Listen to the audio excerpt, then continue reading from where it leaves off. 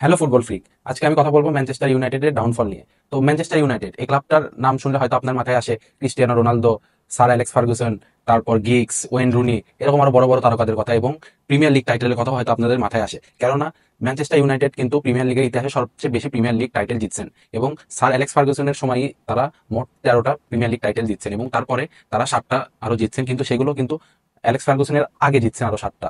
Alex ফার্গুসনের পরে কিন্তু Manchester United এখন পর্যন্ত কোনো লিগ টাইটেল জিততে পারিনি। তো এই ম্যানচেস্টার ইউনাইটেডের এত ডাউনফল কিভাবে হলো? যে ম্যানচেস্টার ইউনাইটেড সবসময় হয় প্রিমিয়ার লিগ জিততো কিংবা 2-3-এ থাকতো, সেই ম্যানচেস্টার ইউনাইটেড কিন্তু এখন যদি আপনার টেবিল দেখেন প্রিমিয়ার লিগের, তাহলে দেখবেন তারা 17 নম্বরে অবস্থান করছে। অর্থাৎ তারা যদি আর 2 ধাপ নিচে চলে যায় তাহলে তারা রেলিগেশনে চলে যাবে। তো কি এমন হলো যে এই ম্যানচেস্টার ইউনাইটেডের মতো একটি বড় ঐতিহ্যবাহী ক্লাবের এই অবস্থা হলো? আজকের ভিডিওতে সেই বিষয় নিয়ে আমি আলোচনা করবো। চলুন ভিডিওটি শুরু করি। তো দেখেন, ম্যানচেস্টার ইউনাইটেড কিন্তু সমস্যা শুরু হয় 2013 সালের পর থেকে। 2012 সালে তারা লাস্ট প্রিমিয়ার লিগ টাইটেল জেতে এবং স্যার অ্যালেক্স ফার্গুসন যাওয়ার পরে থেকেই মেইন সমস্যাটা শুরু হয়। অ্যালেক্স ফার্গুসন যাওয়ার পর ম্যানচেস্টার ইউনাইটেডের দায়িত্বে আছে হচ্ছে ডেভিড ময়েস। তো এই ডেভিড ময়েস কিন্তু খুব একটা ভালো করতে পারতেছিল না ইউনাইটেডকে নিয়ে। তো তারা তাকে স্যাক করে এবং স্যাক করার পর অন্তর্বকালীন কোচ হিসাবে তখন আসেন গিগস। অর্থাৎ ম্যানচেস্টার ইউনাইটেডের সাবেক প্লেয়ার গিগসকে তারা কোচ করেন, কিন্তু সেই গিগসও খুব একটা ভালো করতে পারতেছিল না। তারপর তারা নিয়ে আসে লুই ভ্যান গাল, নেদারল্যান্ডের কোচ লুই ভ্যান গালকে নিয়ে আসে। তো এই লুই ভ্যান গালকে নিয়ে আসার পরেও তার অনেক সমস্যা শুরু হয়, যেমন তার সাথে প্লেয়ারদের খুব একটা ভালো সম্পর্ক ছিল না। যেমন উদাহরণস্বরূপ আপনারা হয়তো জানেন যে ডি মারিয়ার সাথে লুই ভ্যান গালের খুব একটা ভালো সম্পর্ক ছিল না, যার জন্য ডি মারিয়া কিন্তু ম্যানচেস্টার ইউনাইটেড মাত্র এক সিজন খেলছে। এক সিজন খেলার পরে তার কোচের জন্য তিনি কিন্তু ওই ক্লাব থেকে চলে আসেন। কিন্তু এই লুই ভ্যান গাল কিন্তু খুব বেশি দিন টিকতে পারেনি এই ম্যানচেস্টার ইউনাইটেডে। তাকেও কিন্তু তারপর স্যাক করা হয়। কেননা আপনি যদি দেখেন যে ম্যানচেস্টার ইউনাইটেড 2013 সালের পর থেকে খুবই লেস কয়েকটা ট্রফি জিততে পারে, যেমন এফএ কাপ বলুন, তারপর একটা ইউরোপা লিগ জেতে। কিন্তু ইউরোপা লিগ কিন্তু এইসব বড় ক্লাব যেমন ম্যানচেস্টার ইউনাইটেডের মতো ক্লাব যদি ইউরোপা লিগ জেতে, তাহলে কিন্তু এটা কিন্তু খুব বড় বিষয় না, এটা আরো তুচ্ছ-তাচ্ছিল্যের বিষয়। কেননা ম্যানচেস্টার ইউনাইটেডের মতো ক্লাব, যারা চ্যাম্পিয়ন্স লিগ জেতার মতো ক্লাব, তারা যখন ইউরোপা লিগে নেমে যায় এবং ইউরোপা লিগ তাদের জিততে হয়, এটা কিন্তু খুব সুখবর নয়।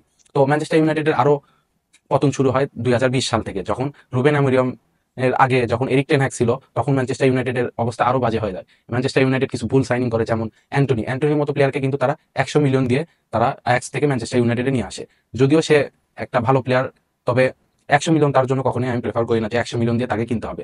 এবং তারপর এই ওনানার কাহিনীতে আসেন। ওনানাকে তারা ইন্টার মিলান থেকে 50 মিলিয়ন দিয়ে কেনে এবং ওনানাকে কেনার জন্য কিন্তু তারা তাদের লেজেন্ডারি গোলকিপার ডেভিড ডিগিয়াকে কিন্তু তারা ছেড়ে দেন ফ্রিতে। কোনো সেলও করেন না, কিছুই না, তাকে ফ্রিতে ছেড়ে দেন ক্লাব। যার ফলে কিন্তু তিনিও কিন্তু একটি অনেক বড় আঘাত পান মনে, যে যে ক্লাবের হয়ে তিনি এত সার্ভ করলো এবং তার পারফরমেন্স কিন্তু ভালো ছিল। কিন্তু এই এরিক টেন হ্যাগ কি মনে করলো যে ওনানা তার টিমের জন্য পারফেক্ট হবে এবং সেই ওনানাকে নিয়ে আসলো। নিয়ে আসার পরেও কিন্তু কাজ হলো না। ওনানা কিন্তু একের পর এক মিস্টেক করে গেল এবং ওর মিস্টেকের ফলে কিন্তু ম্যানচেস্টার ইউনাইটেড অনেক ম্যাচ হারছে, এরকম অনেক ম্যাচই আছে। তারপর এই ম্যানচেস্টার ইউনাইটেডের যে ওনার আছে বর্তমানে, গ্লেজার ফ্যামিলি যাকে বলা হয়, এই ফ্যামিলি এরা কিন্তু ওইভাবে স্পোর্টসকে ভালোবাসে না। তারা স্পোর্টস হিসেবে বেশি এটিকে বিজনেস হিসেবেই দেখে। তারা দেখে যে ক্লাব থেকে অর্থ উপার্জন হচ্ছে, কেননা ম্যানচেস্টার ইউনাইটেড কিন্তু ফ্যান বেস অনেক আছে, আর এই ফ্যান বেস থেকে কিন্তু তারা অর্থ কালেক্ট করে। তো তাদের কাছে ক্লাব শুধু একটি অর্থের মূলধন হতে পারে, কিন্তু তারা স্পোর্টস নিয়ে খুব একটা চিন্তা ভাবনা করে না। আর তারা সাইনিং করলেও তারা খুব একটা ভালো সাইনিং করতে পারে না। ম্যানচেস্টার ইউনাইটেডের যে স্কাউটস আছে, এরাও কিন্তু খুব একটা ভালো সাইনিং বিগত 10 বছরে করতে পারেনি, যার ফলে তাদেরকে ক্লাবের অনেক নিচে চলে এসছে। এই ক্লাবের এই নিচে থেকে এখন যে উপরে উঠবে, এটার জন্য তারা রুবেন অ্যামোরিয়ামকেও দায়িত্ব দিয়েছে, একজন তরুণ কোচ। কিন্তু তাতেও কোনো কাজ হয়নি। রুবেন অ্যামোরিয়াম আসার পরে 25টি ম্যাচের ভিতর মাত্র 6টি ম্যাচে জয়লাভ করছে, 6টি ড্র করছে এবং বাকিগুলো লুজ করছে। তো ম্যানচেস্টার ইউনাইটেডের অবস্থা বর্তমানে খুব একটা ভালো না।